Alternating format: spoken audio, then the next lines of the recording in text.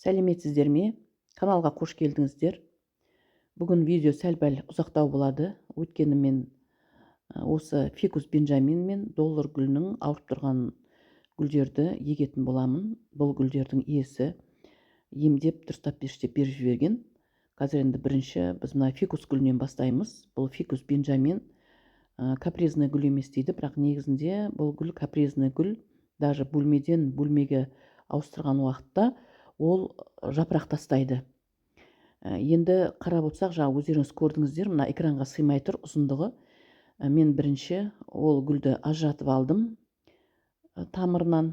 Мынау бірінші фитоспоринге саламын. Мынау теріс көрсетіппін ғой. Міне осы фитоспоринге бірінші тамырын залалсыздандыруға салып қоямын. Бұл фитоспориннің де түрлері болады екен. Алдында мен ұнтақ түрін алғанмын. Мынаны сатып алсам, үйге келіп қарасам, мынандай жаңағы қоймалжың тұр екен. Енді қазір шамалы жылы суға осы гүлдің тамырын салып қоямыз. Міне біздің суымыз осындай болды түсі.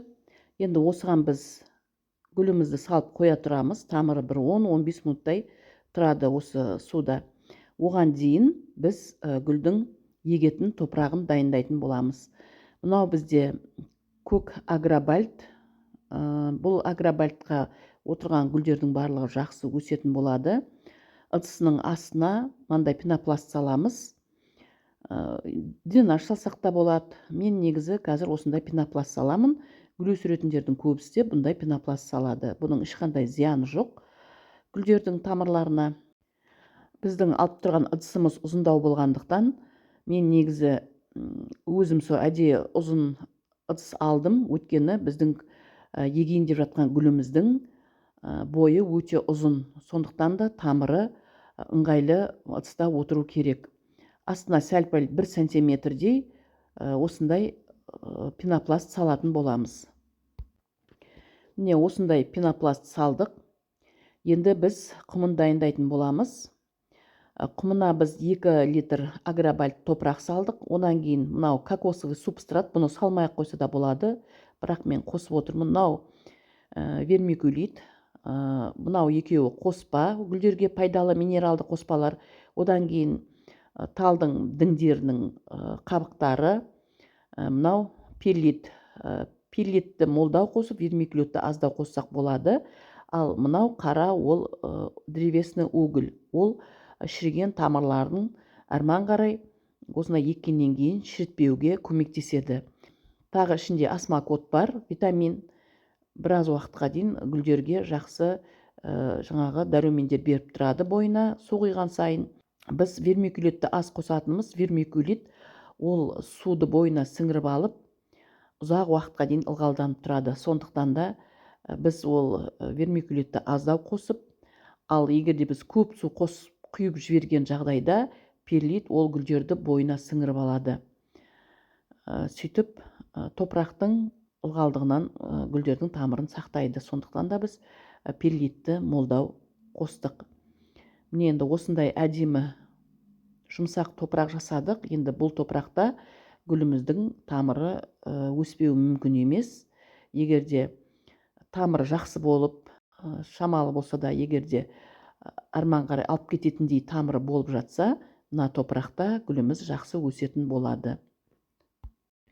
Енді біз гүлімізді екпес бұрын шамалы астына топырақ саламыз. Содан кейін барып, мына гүліміздің жақсы тамырын арман қарай алып кету үшін осындай карневин деген ұнтақты себетін боламыз. Бұл карневин гүлдердің тамырларының жақсы жетілуіне көмектеседі. Міне енді карневинді септік. Енді гүлімізді егіп, арман қарай топырағын жақсылап салатын боламыз. Менің экраныма барлығы сыймай тұр. Міне біз гүлімізді жақсылап егеміз. Содан кейін барып, оған циркон құятын боламыз. Қазір мына гүлдің сынып қалған бұтақтары бар, өспей қалған жапырақтары бар. Солардың барлығын қиып тастайтын боламыз. Біз бірінші перекіспен қиятын қайшымыздың ұштарын жақсылап заластандырып аламыз. Өйткені жаңағы гүлді қиғанда гүлдің бұтақтарына ешқандай инфекция түспеу керек. Енді бұл бұтақтары арман қарай өспейді. Сондықтан да сол бұтақтардың барлығын қиып тастаймыз. Міне енді фикус бенджаминді егіп болдық. Енді біз қазір екінші беріп жіберген доллар гүлдерін қарайтын боламыз.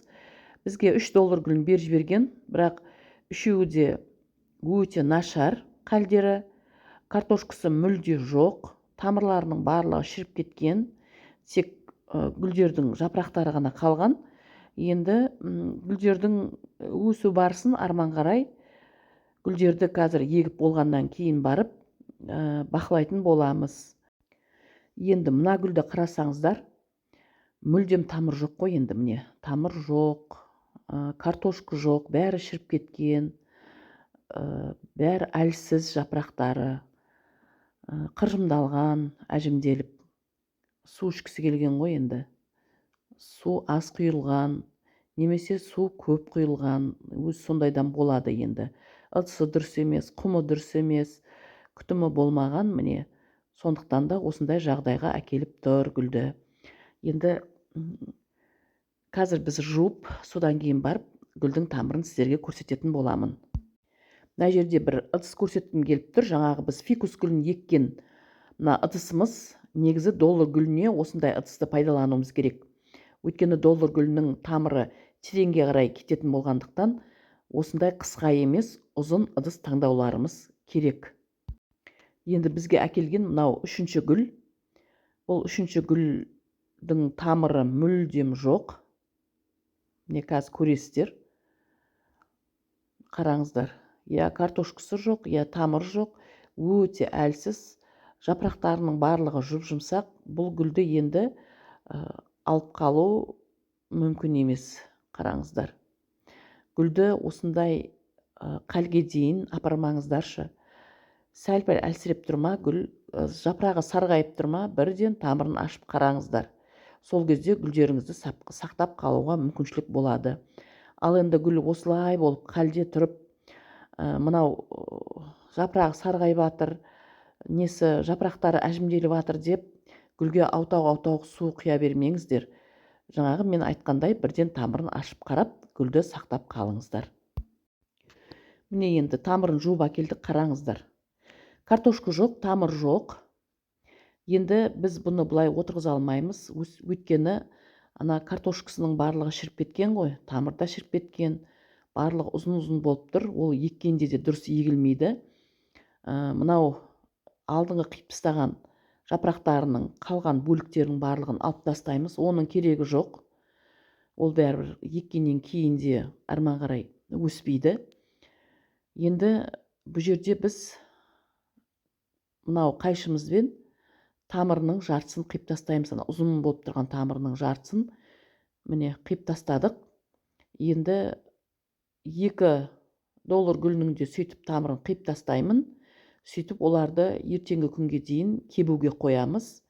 Кепкеннен кейін барып, оған древесный угольді жағып, сөйтіп барып егетін боламыз. Енді арман қарай ертеңгі күні мен сіздерге жалғасын видеоның түсіріп, сөйтіп гүлді қалай еккенімді көрсететін боламын.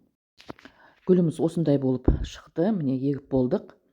Осындай ұстатқышпен ұстатып қойдық. Горшогы мынандай ұзын ақ горшокқа егіп қойдым. Бұл енді осылай тұрады. Жиегіндегі қисайып тұрған, сынып тұрған жапырақтарының барлығын кесіп тастадық. Енді арман қарай көреміз. Енді бұл ұзақ тұрады. Тамыр жинайым, картошка өсірем дегенше осылай тұратын болады.